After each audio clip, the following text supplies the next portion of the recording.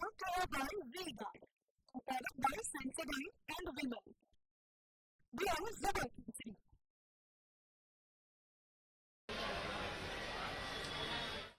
આ 2014 ત્યારબાદ 2019 અને હવે 2024નો આ મહાસંગ્રામ. મોદી અગાઉ 2 વખત વારાણસીથી ઉમેદવારી નોંધાવી ચૂક્યા છે. એટલે કે વડાપ્રધાન મોદી જીતનો વિશ્વાસ વિજયની હેટ્રિક મારવા માટે તૈયાર છે. 2014માં પ્રથમવાર મોદીએ વડાપ્રધાન અને વારાણસી એમ 2 જગ્યાએથી નોંધાવી હતી ઉમેદવારી અને બંને બેઠકો પરથી તેઓ રેકોર્ડ બ્રેક સરસાઈ સાથે જીત્યા હતા અને વડાપ્રધાન બન્યા હતા. અને ત્યારબાદ બીજી વખત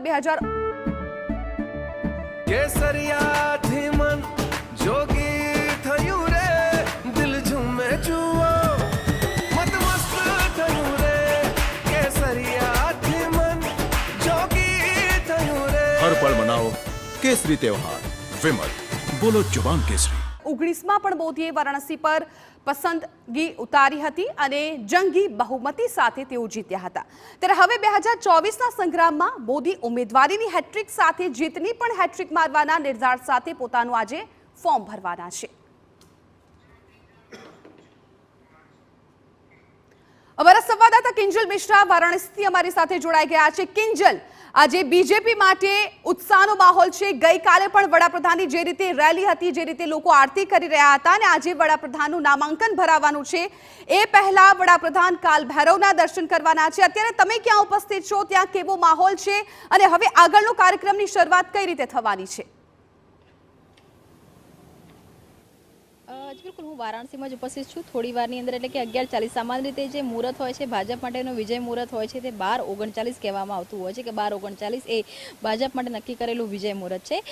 ગઈકાલથી જ્યારથી 11:40ના મુહૂર્તની વાત આવતી હતી ત્યારથી એક ગણગણાટ હતો એ વારાણસીમાં પણ શરૂ થઈ રહ્યો હતો કે શા માટે વડાપ્રધાન એ 11:40ના મુહૂર્તની અંદર ફોર્મ ભરી રહ્યા છે. ત્યારે ભાજપના જે નેતાઓ છે તેમનું માનવું હતું કે 11:40 એ સૌથી મહત્વનું મુહૂર્ત આજના દિવસનું છે, એની માટે આ જે ફોર્મ છે તે 11:40 ભરાઈ રહ્યું છે. જો આજની વાત કરવામાં આવે તો આજે એક બેઠક પણ છે. બેઠક પણ ફોર્મ ભર્યા બાદ વડાપ્રધાન છે તે લેવાના છે. આજે એકનાથ શિંદે હોય કે પુષ્કર ધામી હોય કે ભજનલાલ શર્મા હોય, દેવેન્દ્ર ફડણવીસ હોય કે પછી મોહન યાદવ હોય, સમ્રાટ ચૌધરી હોય, આ તમામ જે લોકો છે આ તમામ લોકોને આમંત્રણ આપવામાં આવ્યું છે. આ તમામ લોકો છે, આ તમામ જે નેતાઓ છે, એનડીએ અલાયન્સના પણ કેટલાક નેતાઓ છે તે પણ આજે અહીંયા આવવાના છે. અને તમામ જ્યારે ફોર્મ ભરાઈ જાય ત્યારબાદ એક જે બેઠક છે તે બેઠકનું આયોજન છે તે કરવામાં આવ્યું છે. રુદ્રાક્ષ સેન્ટર ખાતે ફોર્મ ભરાયા બાદ જે બેઠક છે તેનું આયોજન થશે.